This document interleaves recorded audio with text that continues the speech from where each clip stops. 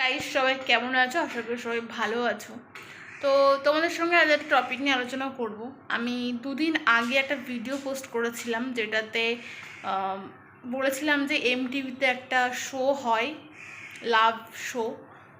তো সেই শোটাতে সেই শোটা নিয়ে কিছু কথা আমি বলেছিলাম, কারণ তখনও আমার ফাইনাল যে এপিসোডটা সেটা আমি দেখেছিলাম না। আমি বলেছিলাম যে সানডেতে সেটার ফাইনাল এপিসোড আসবে বা হবে।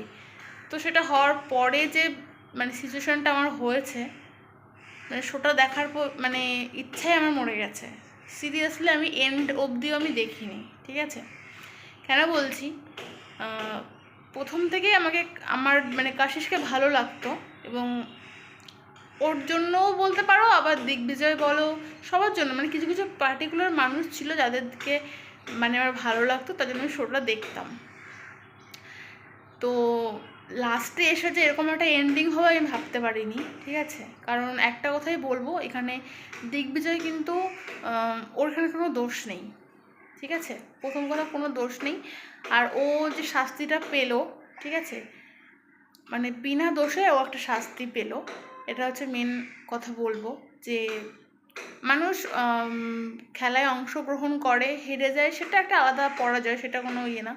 কিন্তু যে অংশগ্রহণ করতেই পারলো না, সে কি করে হেরে গেল, সে হেরে গেল, এরকম একটা বিষয় হয়েছে ব্যাপারটা। জানি পয়সাটা সব থেকে ইম্পর্টেন্ট এখনকার মানুষের মধ্যে।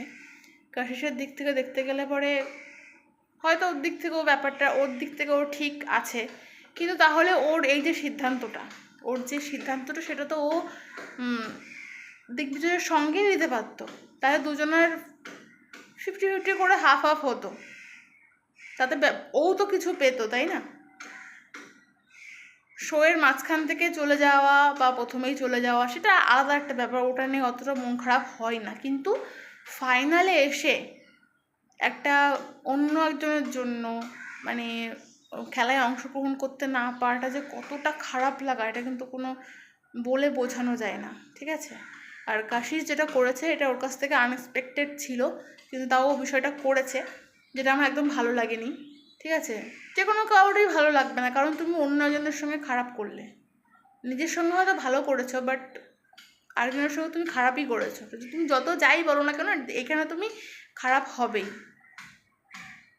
এবার অনেকেই বলবে যে নিজের জন্য ভাবাটা কি ভুল? না, নিজের জন্য ভাবাটা ভুল নয়, কিন্তু ও যেটা করলো এটা কোনো না কোনো দিক থেকে কিন্তু খারাপই আমি বলবো। কারণ ও আরেকজনের সুযোগটাকে নষ্ট করে দিয়েছে। তার একটা স্বপ্ন ছিল, ওর যেরকম স্বপ্ন ছিল যে ও অনেক অনেক ব্যালেন্স পাবে বা কিছু, সেটা হয়তো পেয়ে গেছে, কিন্তু আরেকজনের তো স্বপ্নটাকে নষ্ট করে দিল, তাই না? সেই জন্যই আমি বলবো যে ওর এই কাজটা আমার ভালো লাগেনি, আর এই জন্য আমি লাস্ট এন্ডিং শোটা দেখিও নি।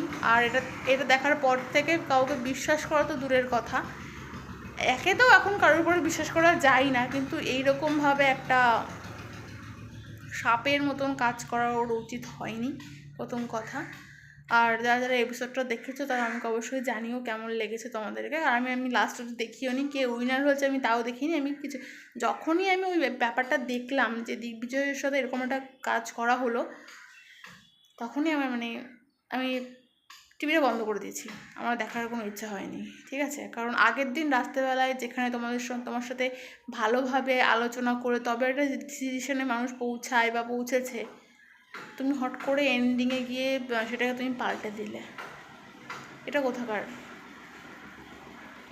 কোন দিক থেকে ভালো হলো?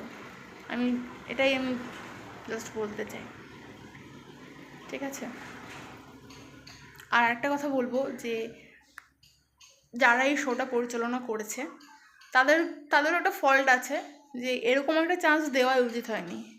তুমি খেলায় অংশগ্রহণ করো, তারপরে তুমি যেত না যেত সেটা পরের ব্যাপার, সেটা তোমার কপালের ব্যাপার, সেটা পরে ভাবা যাবে।